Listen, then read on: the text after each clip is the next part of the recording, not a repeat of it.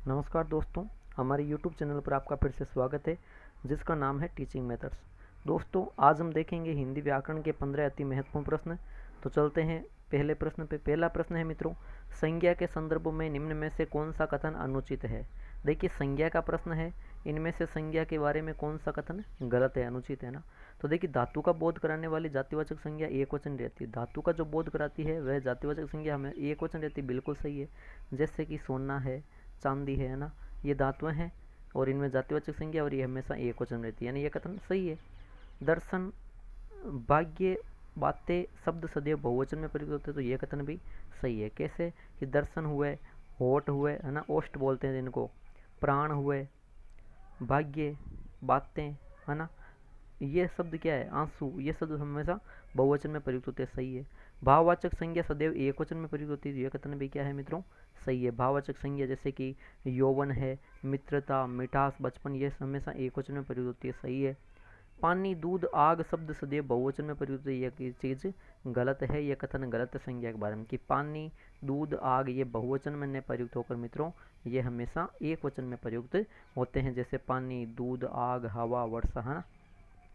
तो इसका मतलब है मित्रों, पहले प्रश्न में आपके विकल्प नंबर 4 सही उत्तर हो जाता है। आगे चलते हैं मित्रों प्रश्न संख्या 2 पर। प्रश्न संख्या 2 देखिए। प्रश्न संख्या 2 है, उद्भव के आधार पर निम्न में से कौन सा शब्द भेद नहीं है। शब्द भेद शब्दों के प्रकार है ना, और किसके आधार पर, देखिए उद्भव के आधार पर। वेरी इंपॉर्टेंट क्वेश्चन है मित्रों, ठीक है। कौन सा नहीं है पूछा है, ध्यान रखना। यानी कि 3 विकल्प तो है, चौथा नहीं है। तो देखिए, उद्भव या कह सकता हूँ उत्पत्ति है ना, उद्भव या उत्पत्ति के आधार पर कुल शब्द कितने हुए मित्रों, 4 प्रकार के शब्द होते हैं। एक होता है तत्सम, दूसरा होता है तद्भव, एक होता है मित्रों देशज, और एक होता है विदेशी। ये 4 उद्भव या उत्पत्ति के आधार पर शब्दों के भेद होते हैं, लेकिन रूढ़ ये उद्भव या उत्पत्ति के आधार पर शब्द का प्रकार नहीं है।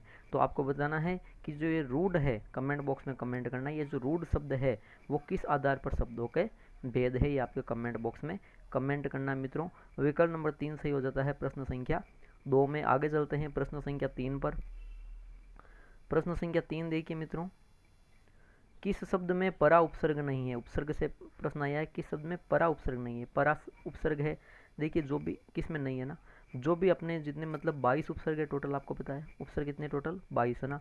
इनके अर्थ क्या होते हैं वो भी याद रखना। परा का अर्थ होता है मित्रों पीछे या विपरीत, पीछे या विपरीत, ठीक है, ये परा का अर्थ होता है ना। अब देखिए, परा प्लस जय ये तो सही है, परा प्लस क्रम हो जाता है और परा प्लस भव हो जाता है, लेकिन पराधीन में परा नहीं है ना।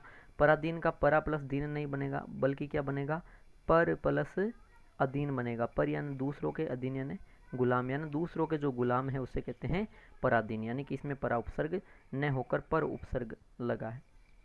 तो मित्रों प्रश्न संख्या 3 में विकल्प नंबर 2 सही उत्तर होगा। आगे चलते हैं प्रश्न संख्या 4 पर। प्रश्न संख्या 4 देखिए, आग्नेय शब्द में प्रत्यय है, जो आग्नेय शब्द है उसमें कौन सा प्रत्यय, उपसर्ग, प्रत्यय, संधि, समास, वेरी इंपॉर्टेंट टॉपिक होते हैं अपने हिंदी में। तो देखिए, आग्नेय शब्द में प्रत्यय कौन सा है, नेय नहीं है, ये भी नहीं है और नए भी नहीं है ना। इसमें मित्रों ए ही प्रत्यय है, क्या है, ए, यानी कि इसमें आग्नेय में मूल शब्द हो जाता है अग्नि प्लस प्रत्यय हो जाता है ए, तब बनेगा आग्नेय, ठीक है, अग्नि प्लस ए।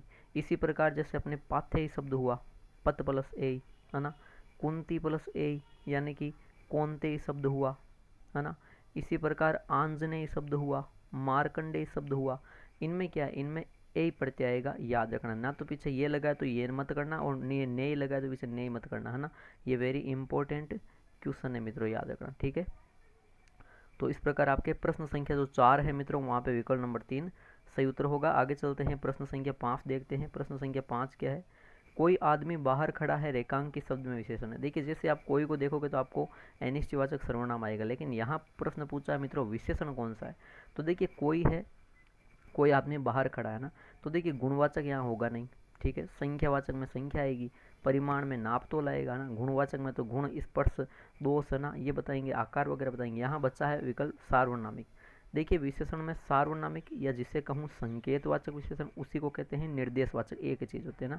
यानी कि उसमें क्या करते हैं, उसमें सार्वनाम या संकेत करते हैं कि कोई आदमी बाहर खड़ा है ना, जैसे अंगुली से संकेत कर रहे हैं कि कोई आदमी बाहर खड़ा है ना, इसका मतलब वो सार्वनामिक या संकेत कर रहे हैं।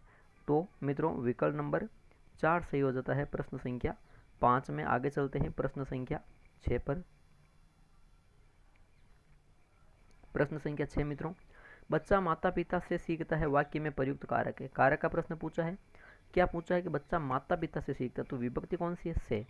तो देखिए संबंध कारक में तो क्या लगता है, का, के, की, रा, रे, री, ना, ने, नी, ये लगता है। संप्रदान कारक में को या के लिए लगता है, ये दो विकल्प हट गए, हटा दो ना। विकल्प बचा अपादान या करण, दो आएंगे। करण में भी से लगता है, अपादान में से लगता है, लेकिन करण में कब लगेगा, जब साधन हो या माध्यम हो, साधन या माध्यम हो कोई वस्तु। अब यहाँ पे आप कहोगे माता पिता, तो माता पिता माध्यम है, माता पिता माध्यम है, ये गलत चीज़ है। क्यों, जिसका देखिए इसको डीपली पढ़ना पड़ेगा कारक को ना। अब देखिए एक चीज़ है, कारक का एक नियम है। जैसे आपने कारक के बारे में एक ही चीज़ पढ़ी हो, जहाँ पे डर है या जहाँ पे अलग होना है वहाँ पे कारक अपादान हो करना। इसके अलावा भी है भय के अर्थ में, इसके अलावा लज्जा के अर्थ में, शर्म आती है, शर्म के अर्थ में अपादान होगा। इसी प्रकार सीखने के अर्थ में है ना, कोई चीज़ नई शुरुआत सीखने के अर्थ में अपादान कारक होता है हमेशा, ये याद रखना, ठीक है।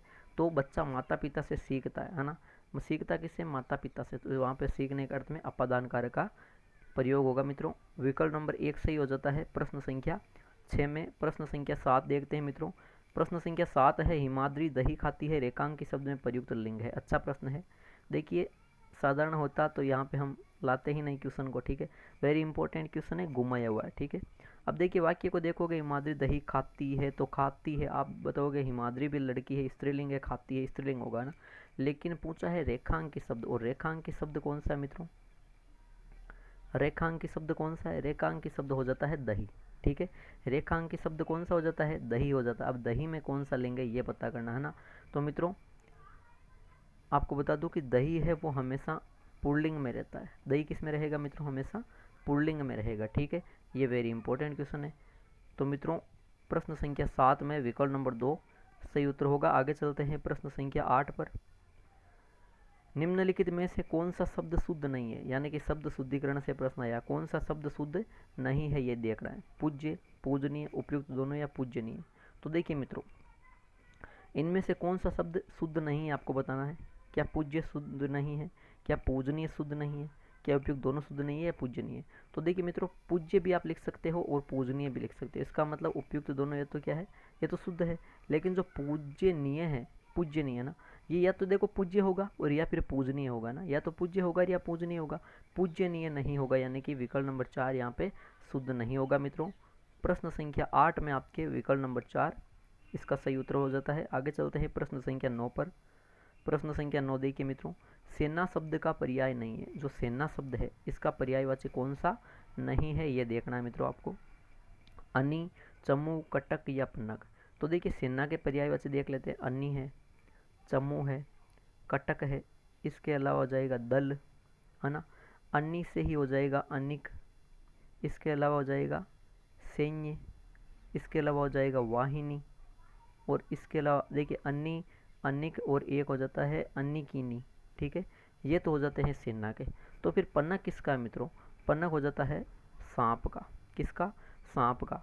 सांप की क्या हो जाए, जैसे सर्प, पन्नग, उरग, अहि, भुजंग, विषधर, व्याल, सर्प, है ना, नाग, ये आ जाएंगे इसके पन्नग यानी सांप के पर्यायवाची शब्द।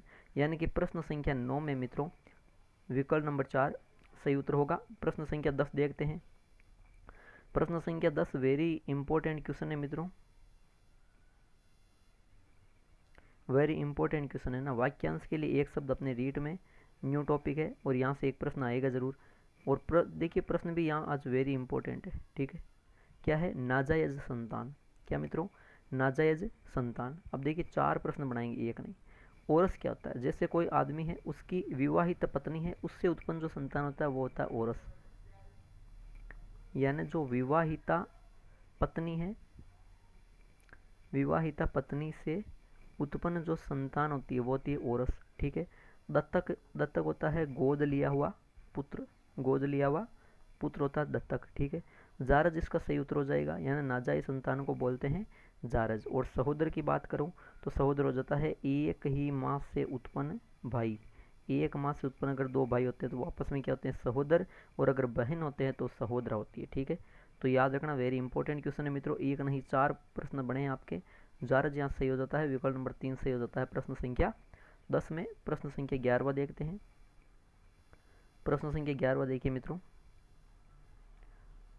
दो भिन्न भाषाओं के मेल से बना शब्द कहलाता है तत्सम, देशज, विदेशी या संकर। देखिए दो अलग अलग भाषाओं के शब्द से एक ही शब्द बनना होना चाहिए ना, वो कहलाता है मित्रों संकर शब्द। क्या कहलाता है? संकर। तत्सम, देशज, विदेशी नहीं कहलाएगा, वो संकर शब्द कहलाएगा ना।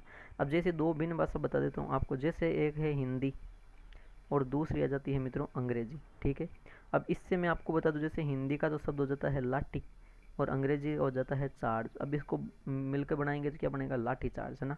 तो ये दो भिन्न भाषाओं से मिला हुआ संकर शब्द है। इसी प्रकार हिंदी और जैसे अरबी शब्द बना ली, अरबी भाषा का शब्द ले लिया मैंने, है ना। हिंदी का ले लिया मैंने जैसे राज और अरबी का ले लिया मित्रों महल, है ना, तो बन जाएगा राजमहल। तो ये दो भिन्न भिन्न अलग अलग भाषाओं से जो बने हुए शब्द कहलाते हैं, वो शब्द कौन से होते हैं? संकर शब्द कहलाता है मित्रों। विकल्प नंबर 4 सही हो जाता है प्रश्न संख्या 11वें में। प्रश्न संख्या 12वें पे चलते हैं। नील लोहित शब्द में समास कौन सा है? संधि, उपसर्ग, प्रत्येक प्रश्न आ चुके हैं, समास का भी आएगा। नील लोहित शब्द कौन सा है? नील लोहित, है ना। इसमें कौन सा समास है? द्विगु, अव्ययभाव, बहुब्रीहि, तत्पुरुष। देखिए तत्पुरुष भी नहीं होगा, अव्ययभाव भी नहीं होगा, और द्विगु में प्रथम पद संख्यावाची, दूसरा संज्ञा होता है। ठीक है, अब यह विकल्प बचा बहुब्रीहि, तो बहुब्रीहि नील लोहित में सही है। इसके अलावा नील लोहित में मित्रों द्वंद्व भी होगा, याद रखना। नील यानी नील लोहित का द्वंद्व में विग्रह क्या होगा? नील और लोहित, यानी नीला और लाल। नील यानी नीला, लोहित यानी लाल, नीला और लाल, तब तो हो जाता है द्वंद्व।